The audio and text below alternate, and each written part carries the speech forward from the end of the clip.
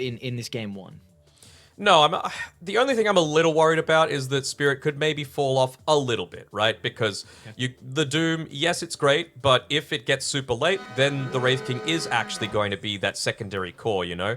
And I mentioned before that SF doesn't really care about being doomed, so it's almost exclusively going to need to be used on Whisper here, on the Enigma, just to be able to stop that black hole from happening. And, you know, if it gets late, who knows what else he's got? Does he have a Linkage? Do they have other ways to be able to stop the Doom when he jumps in? We will have to wait and see. Gambled, you lost. Silence is golden. We will indeed wait and see for a beautiful game that we have in store for us. Beast Coast against Team Spirit. Two teams that like the that like these new little pings as well. The Notice Me and the Eel pings. I'm pretty sure Claps uses it as well. So it's gonna be interesting to see. 30 seconds to battle. See Smart started it all.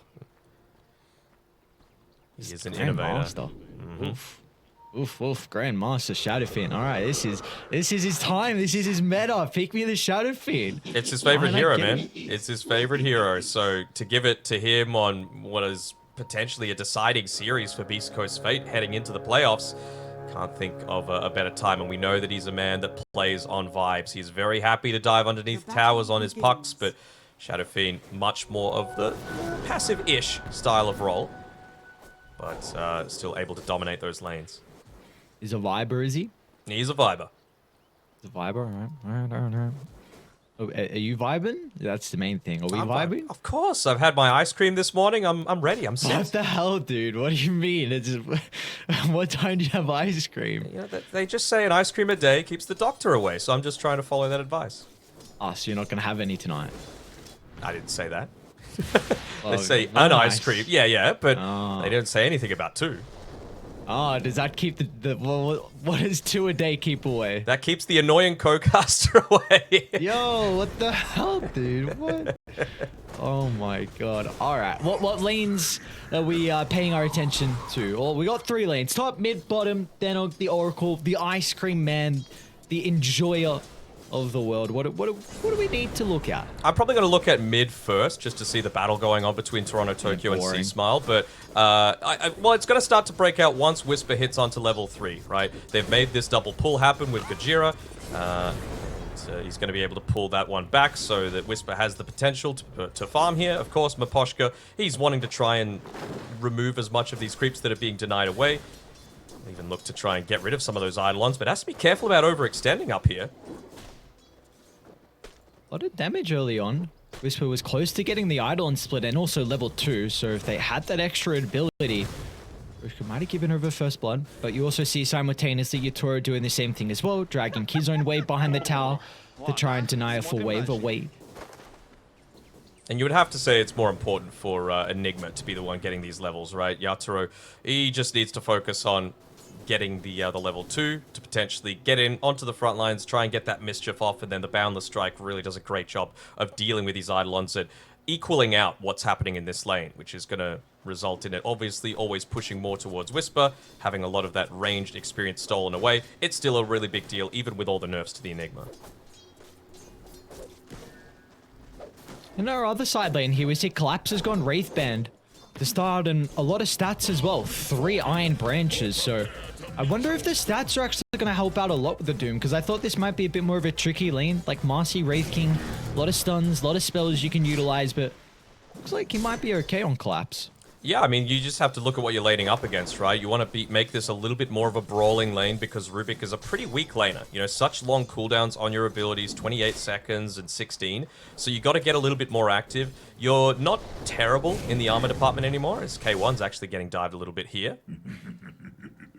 Good to see Collapse. Mic issues? Yep, you're chilling your throat. It's all good. No point in Devour. Very interesting. Yeah, that's what I was just about to mention, right? Like, you're going against 2 strength heroes. So the Infernal Blade, again, percent damage, kind of nice to be able to begin with. And the Wraith Pact as well just enables this more brawling style. Of course, Wraith King, another one of those heroes that he's, like, synonymous with having a pretty terrible base attack speed. You know, Tiny, Trio Protector, they're 2 of the other ones. The opposite, of course, is something like the Juggernaut, which has the fastest base attack speed in the entire game. So if you're just able to do these things that pick up the attack speed a little bit for yourself, then you're going to get a pretty decent edge in being able to go for these trades in lane. What's the emote for, Gojira? What happened? I don't know. Maybe Gojira understands Cyrillic. There's a bit of BM coming through here.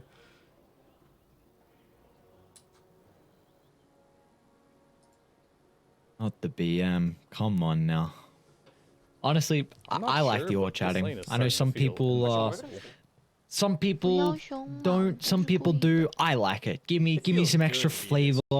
Add to the characters that we have in Dota, because we don't get it too often. It's a little bit more of a chilled out, I guess, esports. I mean, there's a difference between BM and banter, and I like banter. Don't give me any of this like rude stuff as they make the play on Tamira. Oh, Kinesis back. Stinger might be the one that's in trouble. Give it over the extra sidekick damage, but it won't be enough for K1 to turn it back around. It was trying to put some pressure on, but now Spirit, they've got another round of the Infernal Blade to catch up. Mira's Fate Bolt's going to come up shortly as well. They just need to close the distance, and Mira will find double kill, and is also happy with denying himself. Just get to go all the way back to base. Of course, that kill means that he gets to purchase up a bunch of items. Collapse has to be a little careful here. And he's got the movement speed, though, coming through from the Scorched Earth, so I'm sure that Mira's just going to have a ton of regen purchased, and this is why I was wanting to watch mid. I understand now. A tiny solo killing a Shadow Fiend. Yeah. I mean, you just have a look at the mana pool coming through on C-Smile. It was pretty low. He was going for those kills. He's got the Mango purchased up already, so he wants to make sure that he's capable of doing that. But of course, a tiny tossing back underneath the tower. Very, very risky to do so. And is he even going to consider coming bot on Toronto? He's thinking about it. Wants to just wait for his courier. He needs the boots to be able to quickly get into the lane. They know that they both TP'd back here, so if someone can die, then you get a 2v1 situation, and well, here he is. Oh, look at the rotation for Toronto. Tokyo, easy kill, TP's back. The timing of the water rune as well, so he's going to be able to refill up the bottle and help out with the low mana pool that the Tiny's playing with off the back of that rotation. Yeah, excellent laning stage coming through from Toronto Tokyo here. Not only securing that that solo kill in his own lane, giving him the experience advantage, but making sure that this other one is going to swing even further in Secret's favor. And now, you could just harass entirely on Mira. You could be keeping K1 away from this lane solo as a Rubik. You've got the extra movement speed relative to him. There's no way that Stinger is going to be able to come back into this lane, of course, with the TP still on cooldown. Actually, it just came off, but they're going to look to try and equalize one of the other lanes. Come up top with these Eidolons split up, but he needs to make sure that he's playing inside of the tree line. I think he was spotted out, considering it's still the daytime. Yotaro, yeah, there's the jump. Doesn't matter. As soon as it's nighttime, Beast Coast able to capitalize on just Miposhka being slightly out of the lane. Of course, Beast Coast having that numbers advantage as well. Now, it does leave K1 solo down bottom, so instantly Spirit look to try and run straight towards the Wraith King. Yeah, I mean, again, they've got the potential for the TP if he's in a really bad spot, but with the 1 point in the stun, going to be able to walk back underneath his own tower. He gets the phase boots delivered to himself, and he's got a creep wave right in front of his tower, but Yatoro, he's come down bottom as well. Alright, his own rotation for the Monkey King. They'll have an extra stun to play with along with the slow as well, and that's all they need to be able to help bring down K1's Wraith King. A beautiful rotation, and now they can get some damage into the tower as well. They've got the catapult wave here from Spirit to work with. But Beast Coast do as well, and they've got the 6 Eidolons, and I'm not sure if Miposhka's going to be able to do too much to be able to stop this. Kajira's like, notice him, come on guys, come over, help me out, stop the stuns. They've got nothing. Stop the TP, and the stuns are there. Stinger already used his jump. And he Whisper just TP'd to the tower as well, right? So he's still here if he wants to try and get a little bit of action, trying to drag the creep wave away with the Hill Troll Berserker. Don't think he'll be lucky enough to be able to do so, but they're going to start to have to tank up these right clicks through their own heroes because that creep wave's running out. Stinger doing the job fairly well. It's the benefit of running multiple strength heroes, I suppose. That is an incredible rotation from Yotaro, though. He leaves the lane that Beast Chris was starting to play aggressive in, and then he gets a kill and helps secure the tower. We'll hold. C-Smile should be able to get onto Mira. Can they cover the retreat? In fact, the Boundless and Telekinesis. Mira gets some distance away.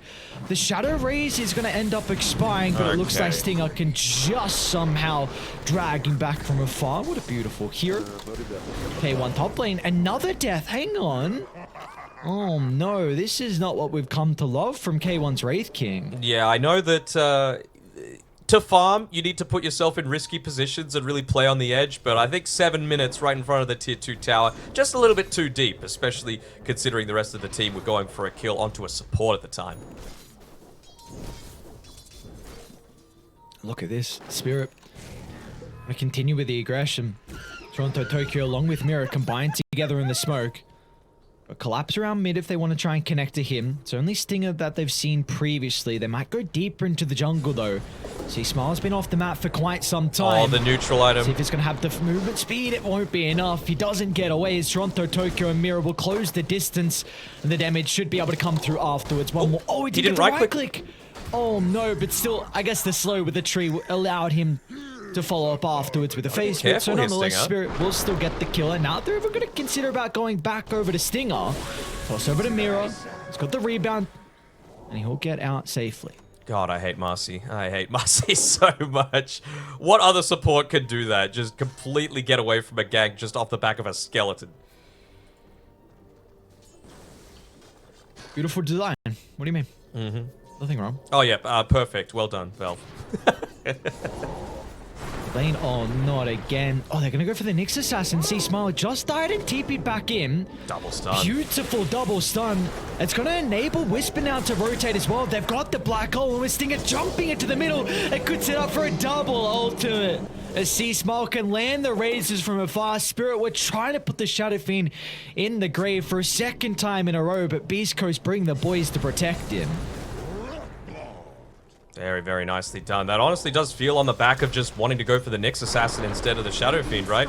Would have been huge to be able to get him back in the grave, slow down that acceleration that, again, Beast Coast are wanting to play around. They want to make sure that they've got this this hero that's going to be able to contend in the early game. And are they going to go for another smoke here? Nope, just a bottle refill by Miposhka, so getting double value out of that TP coming through. And this would be a huge kill if they can get it onto Whisper.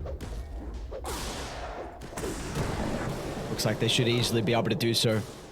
And all the TPs, or actually, some are they're up at the moment. Stinger's going to try and jump in, separate Toronto Tokyo from the Enigma. But the Tiny still got some spells to work with. Again, another stun from Gojira, covering the retreat. Beautifully done for the supports from Beast Coast. Yeah, double stuns coming through from both of them, and, well, that just creates the space that they needed. Miposhka was playing a little bit more on the backline, still feeling quite squishy against all of this burst damage that they have, but they found the Nyx Assassin, and maybe that might lead them into continuing the hunt, move on forward. We've seen Tiny, you gotta get kills, you gotta keep converting, and Toronto Tokyo right now is 5-0, getting a haster in 2. Oh, they picked it up so fast that it's still showing on the map, and now see Smile. Where do I go? What? Leapfrog. Oh, no way. That cute play was almost enough. They're going to toss him further into the river. He gets a kill before he dies. They've got Stinger nearby as well. Somehow he gets a kill, but it will still cost him his own life. Some cute individual plays, but not enough out of C Smile. Mirror with the close range raise as well. It's actually leveled up to 4. So most of the times we see the Shadow Fiend put a little bit more priority onto being that right clicker, and I'm a little bit concerned about this because, again, I mentioned that if you make it this true core, then you don't have to worry about the Doom so much. If you go on the magic damage style, which I would assume he is, I mean, look at how much gold you've got saved up on SF. Even though he's got the power treads, he's gonna, well, okay, maybe he's reverting back into it, just wanting to shove out the lanes nice and quick. Radiant's middle tower. These kills in the net worth lead that Spirit are playing with will be able to open up the tier 1 tower, though.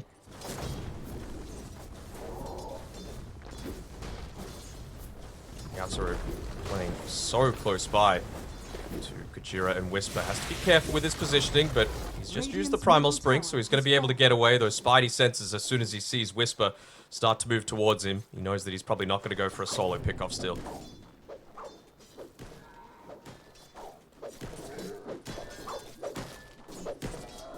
Spirit really picking up this net worth lead, though. Yatoro closing in on the Battle Fury. Meanwhile, Collapse is just free farming across the map. Midas and the Blink Dagger now completed. Yeah, the question just is, who do you go on? If I was in their shoes, I would be looking to go on the Shadow Fiend, right? Doom, not so effective against the Wraith King. Of course, it's important to get it on cooldown as quickly as possible, but that's going to be on the back of Toronto Tokyo making some of these rotations once he hits that Blink Dagger timing. Right now, might look to be a little bit more passive, just to make sure that he's got that mid-game secured for himself. Might even just go as a team. Tower is under attack. Forget that. We've got Blink Dagger on Collapse. We're happy enough to make this dive. And oh, what's the situation looking like? They see C-Smile on the edge of the ward. But they're not wanting to go for that. They're wanting to deal with Whisper's Enigma first. He's so close to the Wraith Pact. Just wanting that little bit of gold for him to farm it. Smoke's gonna pop. Do they want to go for K1 instead? Of course, he's got the reincarnation to play with. They won't have to commit too heavily to try and deal with the first light, but K1 with the armlet toggles hasn't gone down just yet.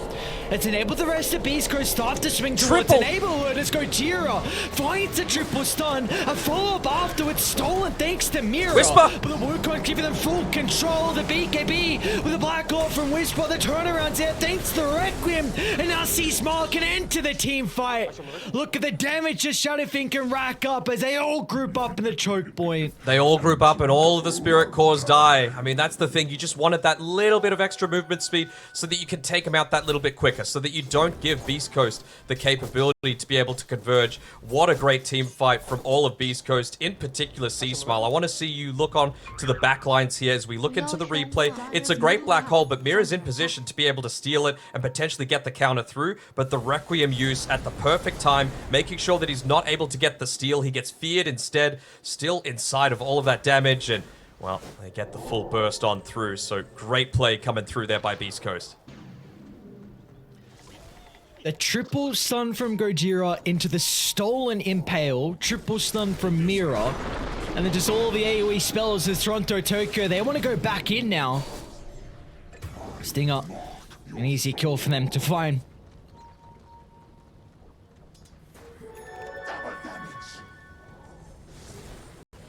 Radiant's bottom tower is under attack.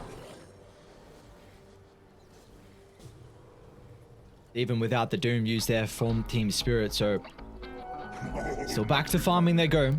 Slowly cut down the net worth lead here from Beast Coast, but you do have Utori with the Battle Fury. It's going to be working towards that BKB as the next set of items. What can Beast Coast look to do now?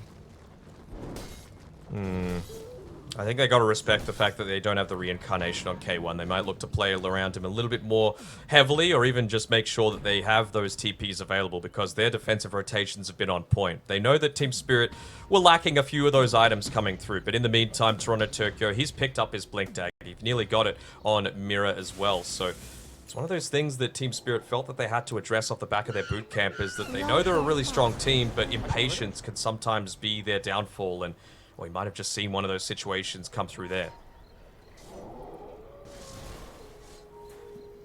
Looking to try and guess where they're looking to farm. I mean, they know that K1 is still playing around this area. It's just a question of, do Toronto, Tokyo, and Mira think that they can look to pick him off solo? Maybe with the sidekick stolen by Mira, they think that they've got the right-click damage needed. Radiant are scanning. They're going to need to address this soon. They know that they're going for a D-ward around this area to protect K1. They're just going to get a courier for their trouble instead of any kind of heroes. So another move, but somewhat scouted out by Beast Coast.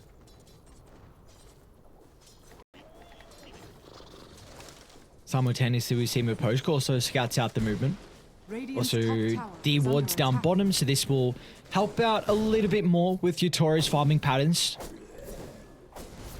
Really wanting to enable this right-click coming through from both C-Smile as well as Hector. Of course, we've talked about the sidekick, but Stinger even going into a solar crest, not something that you really commonly see with the, well, I was about to say with the Marcy, but with anyone these days. Radiant's top tower is under attack. That extra attack speed doing great for someone like the Wraith King or the Shadow Fiend, and if you just find that solo pick off the minus armor as well, starting to stack up.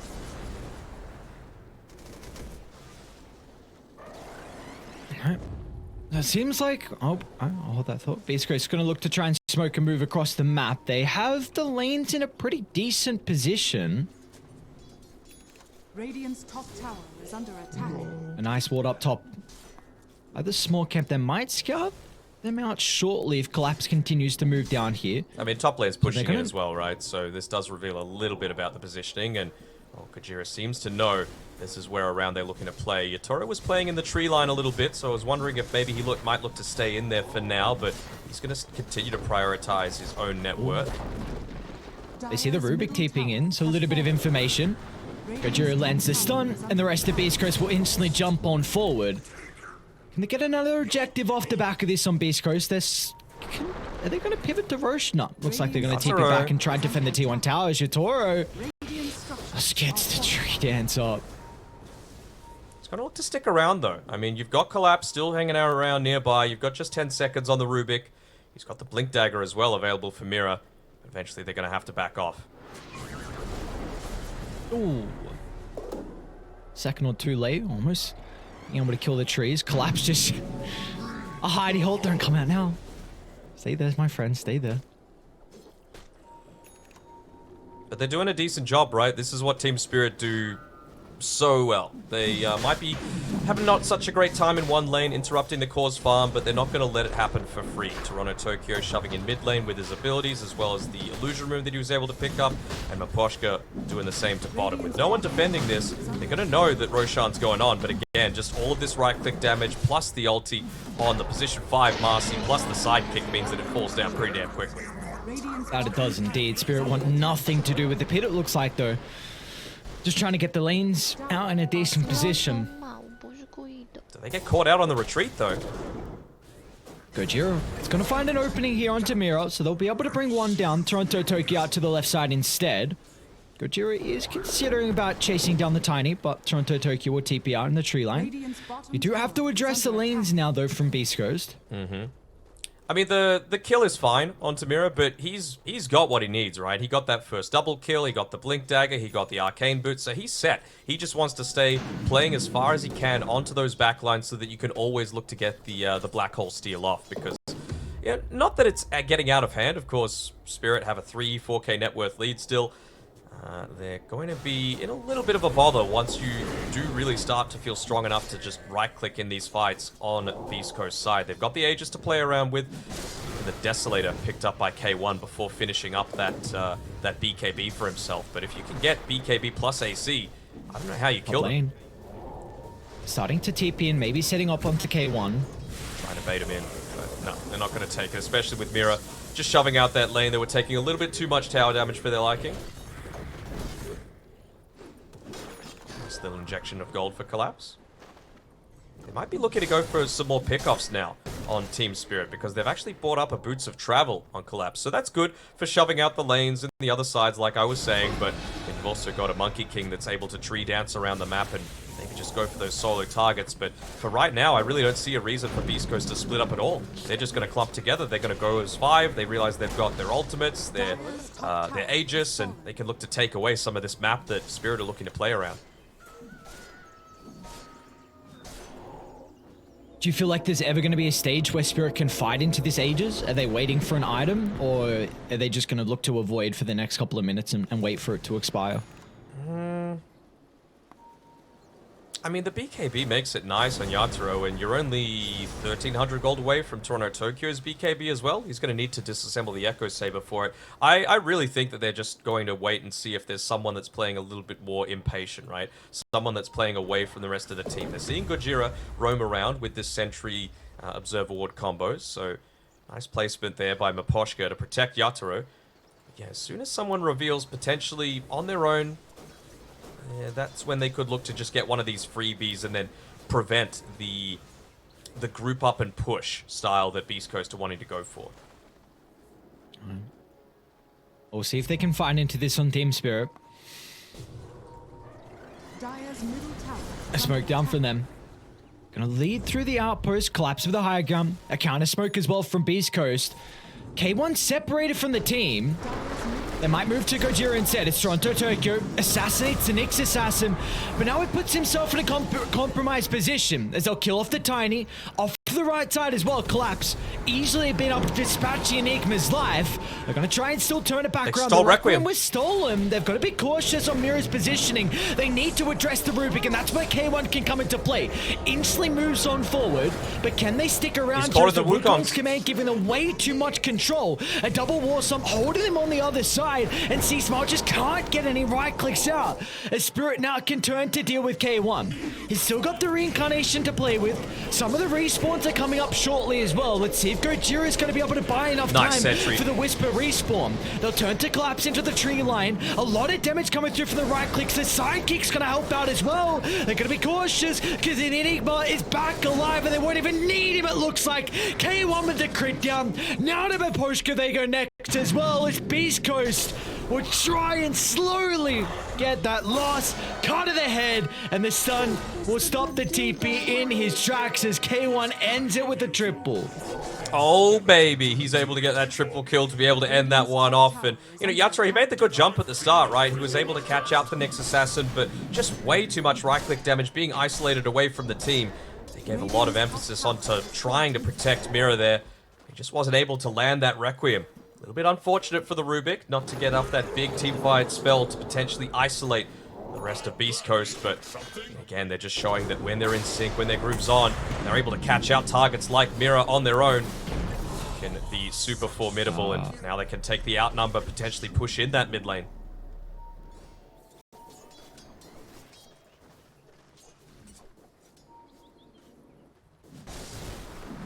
Ping in Toronto, Tokyo. Not wanting to let them get anything for free. If there's anything that I would change about Beast Coast is that oftentimes they recognize this after the fact, after the lane is already pushed. So you know that this is the way that Team Spirit like to play. Maybe they can look to set themselves up to understand that, hey, if someone is doing something here in the mid lane, they're going to look to try and push bot. They're going to start to try and get some pressure down here on the bottom side of the map. Gojira, oh look at the jump in. No reincarnation for 20. They can get that jump. They're still going to have another use out of the Blink Dagger, but K1 makes the full retreat. Collapse wants to try and catch up, but not going to be able to do so to the Marcy. Yeah, they're so careful as well about just moving together as a group, right? This small clump, it just means that how many times have we seen the triple rebound, the triple stun from the Nyx, the black hole as well coming through. They've caught up to K1. Not the reincarnate though. That he does, but first life and they don't have to commit too much. K1's going to try and turn to deal with Toronto, Tokyo. And it looks like Spirit, they just want to try and cut their losses off to the northern side as well. We see Miro go down. So still, that's a big fight for Beast Coast, being able to find two members, and all they utilize is the reincarnation. It was very close to having the third point though, so still going to have a bit of a longer cooldown. I love just dropping the Midnight Pulse as well, specifically for a Tiny. You know, I mentioned that he's got insane strength gain, and, well, if you're just able to use that one without committing the black hole, and they've got enough stuns, which they do, to be able to keep him inside of that, you just do the majority of your damage from a singular spell. Yeah, like, just the Midnight Pulse plus an Urn ended up doing about 1,600 damage there onto the Tiny. Crazy stuff.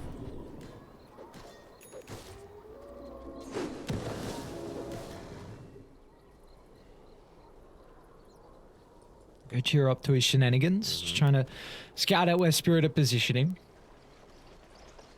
Oh, you see this net worth lead though, continuing to be cut down. It's a big advantage that Spirit were playing with at the start, but Beast Coast doing such an incredible job throughout these team fights. That's the disadvantage of playing this singular core against two, right? We've seen that C-Smile, both him and Hector, are so formidable once these team fights start to break out. He's going a little bit more into the magic damage route on C-Smile. Of course, the power treads to help with the farm a little bit, but Lincoln Spear, BKB into the Force Staff next. Not sure if, does he have a Dragon Lance or something picked up? Nope, just the Force Staff. They really want to be able to kite away from this Doom. They want to break up these team fights, and they want to make sure that Yachiro doesn't have the freedom to just stand inside the Wukongs once his BKBs expire. You've got that coming up on the Nyx Assassin as well. You've already got it on the Nyx Assassin, right? So you can just multiple Force Staff. There's no way that you can address that. A big concern that I had with Spirit's draft was just their ability to keep people locked into place, and I mean, there's the itemization that we're seeing come out of Beast Coast is just going to further that difficulty. Can you think of a cooler recent cosmetic than the Doom guitar? Every single time I see it, it makes me smile. It's just, It is a very good one. Yeah. the bass line when you land the Infernal Blade. I just saw the Tawny was just strumming a few bars. Oh, collapse. Have to be careful there. So really big creep, honestly, just to lose like that. The Ogre, I don't know if it was going to expire, but I have to imagine it must have. Alright, let's see how they can defend this. A tier 2 tower, there's going to be no jump though, so another free objective. Has fallen. Radiant's bottom tower is under attack. Yatoro is going into the Skadi for himself, so of course wanting to be able to address those BKBs, and of course the Shadow Fiend, plenty of potential to be doing damage from range, even though he is a little bit more magic oriented.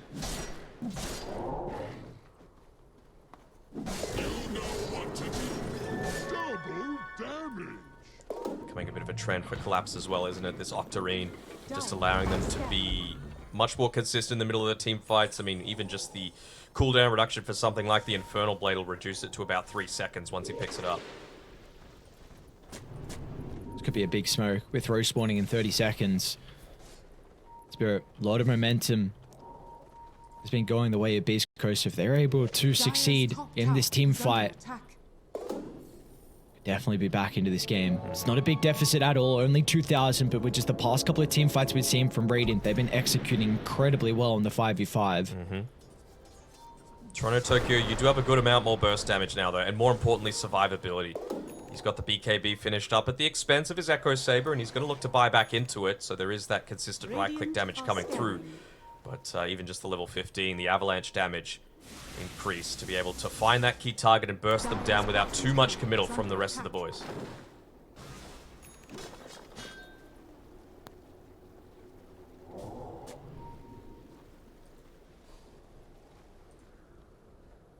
You see Yatoro farming up in the wave. They've got a really nice observe ward up top as well, just to potentially see if there's anyone pushing further.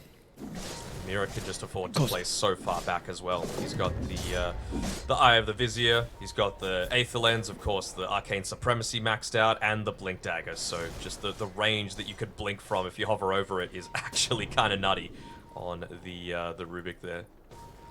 You're gonna have to zoom out a little bit to get the real. What the hell? Yeah, to get the real benefit. What? What is that range, man? All right, so there's really a threat of him being able to still Black Hole now. Oh, and yeah. it's not even just Black Hole, it's like, sure, a Wraith Fire Blast is great. We saw what he was able to do if he could steal the Impale. He got the Requiem last time, but didn't use it. But like, there's some great abilities for Mira to steal. 600 extra cast range that he's got with just these this ability and these 2 items. Really looking to clump around this vision though. They don't want to lose the second Roshan. They know that they do need to commit this Doom onto a high priority target. They have the Lincoln Sphere finished up on the Shadow Fiend, so with him still being a little bit more magic heavy, they maybe are going to need to, of course, target Whispers, Enigma, They might jump Gojira. Okay. Yeah, Toronto Tokyo's just going to be in with the combination, trying to blow up the Nyx Assassin, but somehow able to survive through the damage. What the hell happened And that was there? a BKB used from the Tiny as well. I swear he right-clicked a second time and the Nyx just took 0 damage. Did you see that? Yeah. I don't know. And I heard the thump as well, so it's not like he cancelled it. Oh well. One little skirmish, go on the way of Beast Coast, getting rid of a little bit of the vision right outside of the pit. And they're going to go for another smoke. Maybe using Toronto Tokyo as bait. Maybe thinking he doesn't have Blink Dagger, they're going to look to converge on him. And look at the jump simultaneously onto the Shadow Fiend with the Doom out, but the counter initiation. K1's into the middle, dispatches of the life of the Doom, and now they're going to try and turn as well to deal with Miposhka, as there's no way they can protect the Enchantress. An incredible counter from Beast Coast, 0 members going down, and now they've got firm control of the Roche. And that's the thing, right? Without the lockdown, they could just run outside of the Wukongs. They wanted to get the initial conversion onto Collapse once he commits with the Doom, but doesn't result in that much, and well, this is what happens again with the dual core. They're able to come through, they're able to deal a significant amount of damage in those fights. I mean, Shadow Fiend felt mostly like some control was going on that time around. Obviously, he was the target of a lot of the initial burst, but K1 really coming through quite handily. 3.4k damage in just the one team fight. And he's level 22, so he'll be able to push on forward.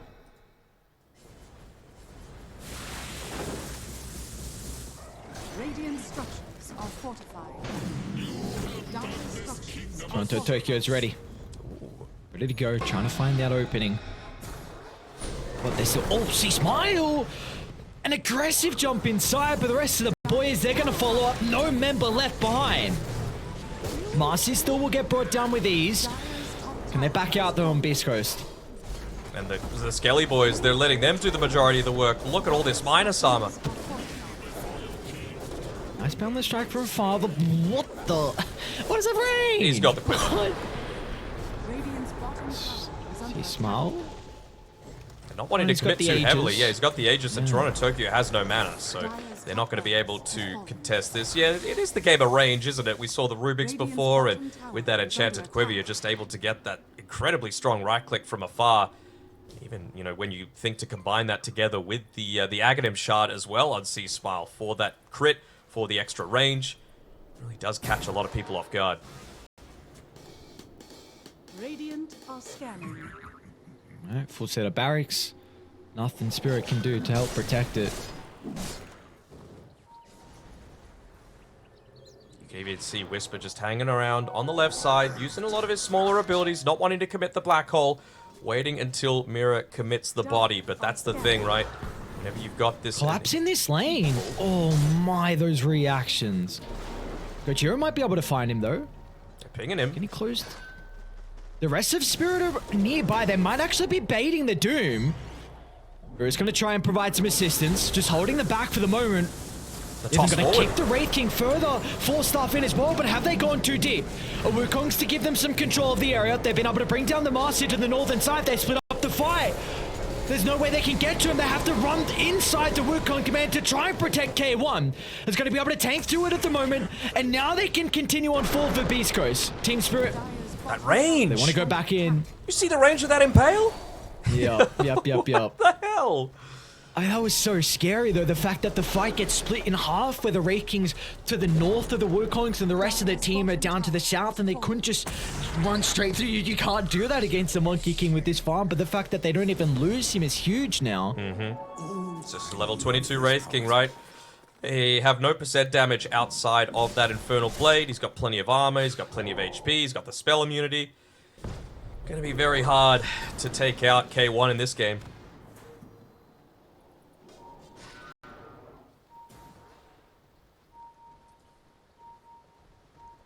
Is he Gojira? He might have run in underneath the sentry range.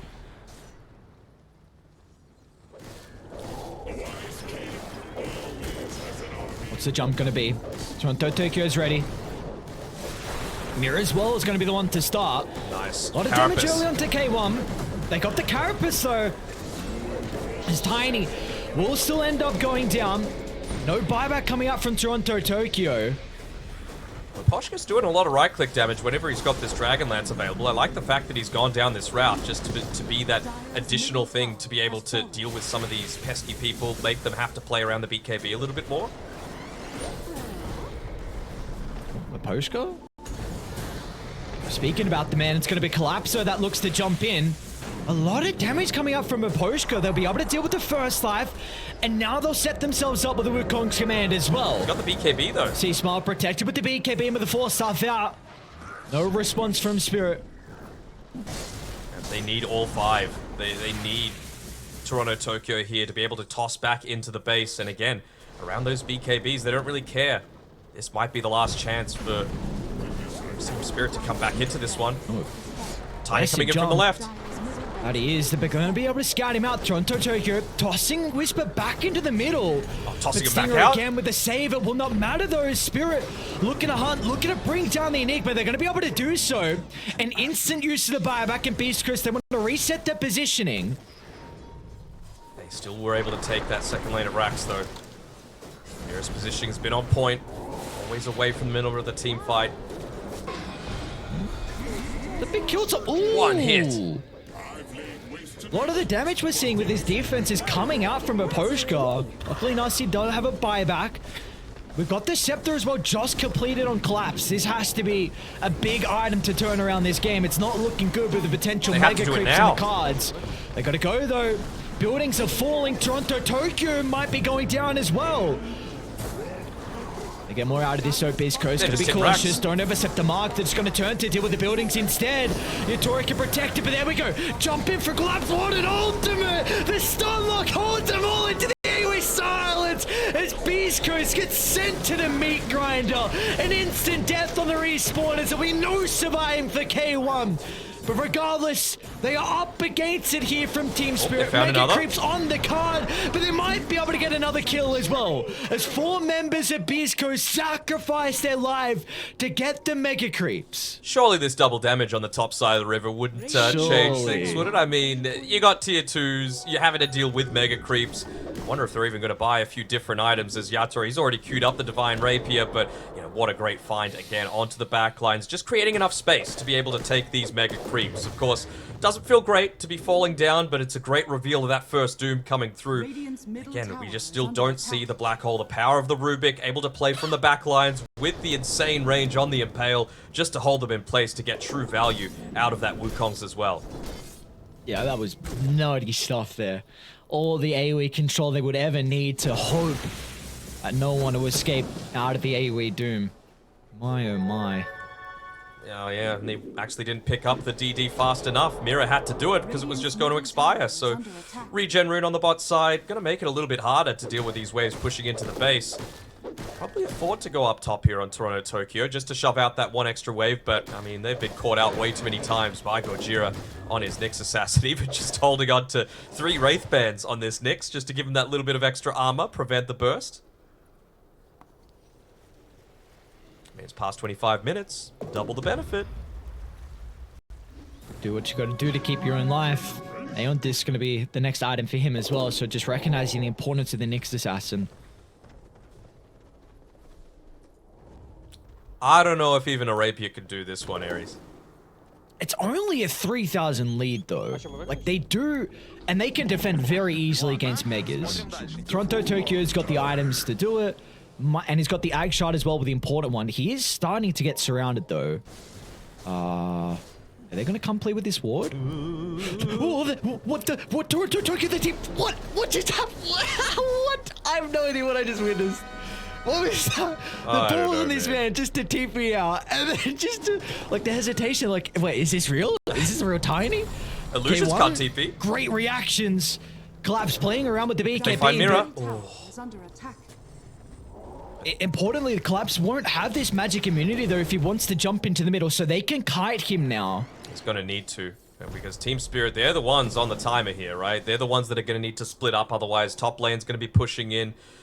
You've even got this very healthy wave coming through. Next time around at the 40-minute mark, there's even going to be a siege creep, right? So it becomes even more of an issue. So maybe they're just going to look to wait for that. They almost have Rapier. Alright. And Yatoro is the best one to be able to deal with all these creeps. You just see here, the second that he starts patrolling the bot, he's needed back top.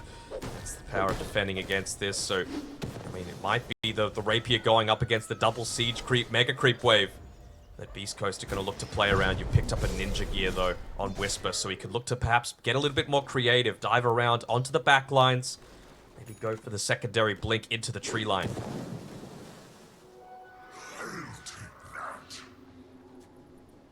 They gave the tome to Yatoro as well, so I think they just gave him the tome. What just happened?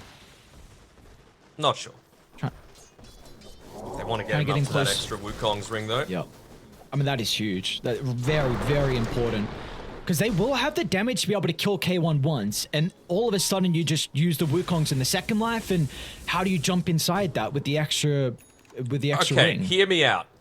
Yeah, I go know for I'm an it. advocate for this. Miposhka, you don't have buyback. You've got about 1,400 gold. Buy the Aghanim Shard. Oh, they got the Rapier. No way! No way! No way! All right. The creeps killed They it. did, and they even used the protection on it. I wanted to buy the little friends, right? You're up against Mega Creeps, you've got a Wraith King with the skeletons. If you could turn the Mega Creeps around onto Beast Coast, maybe that's enough to provide that little bit of extra damage. He doesn't have buyback anyway, what else are you going to buy? Nah, but yeah, freak yeah, let's do it. Get crazy with it. Come on. What's Collapse up to? Also, just side note, do you want Midas? You want Devour? Is he good? What's the You don't. Dire are scanning. What's he up to? Well, he can't target the Ancients. Maybe cutting waves. Playing away from the team. Trying to be as unnoticeable as possible, but again, Beast Coast don't care. He's gonna be a great Aghanim Scepter. Okay. Ooh. Careful, he's playing around the ninja here, but you don't know what the vision situation looks like for Beast Coast right now. Who ended up getting that, oh, it's actually the Aghanims given over to K1, so you're even going to have the Shadow Fiend able to continuously get those right clicks going in these fights. You might just Zerg the Ancient as well, right? Zerg. Alright, nerd. Calm down. StarCraft references. I'm a gamer. Come on, Maposhka, buy the little friends. I want to see it. I want to see Mega Creeps turned on their owners. Bro, he's got one Mega Creep. Look at this. Just acting as a guardian. No one stands in between me and my base. What? What the? It's Oh, okay. alright. Don't deny it, bro. I thought he hit the tower. Like, what the hell's going on? And then I'm like, oh no, this dude has got way too much health. Also, there's the creep. Kind of just blink for the last second, saw a right click. Toronto, Tokyo, they're gonna see the tiny. Ooh. Welcome back. Ooh, they get the jump. Trying to blow up the Nyx Assassin, and just gonna be able to protect it for the moment with the fall. K1 just assassinates and Whisper finds the opening. The black hole now onto 3. The best one you would ever hope for to close out this game is now C-Smile would end it with an ultra as Beast Coast. One last fight to do it all. What a performance, what a last one. Yeah, really, really nice. And you know, you saw they tried to go for that turnaround potential, right, with the black hole. The AoE Doom doesn't care about the Lincolns or anything like that, but unfortunately just got caught by the AoE there on Collapse at Beast Coast. They're able to close it out. This dual core plus Whisper again having a fantastic laning stage on the Enigma. You gotta ban it, and you gotta ban Gojira on this Nyx Assassin.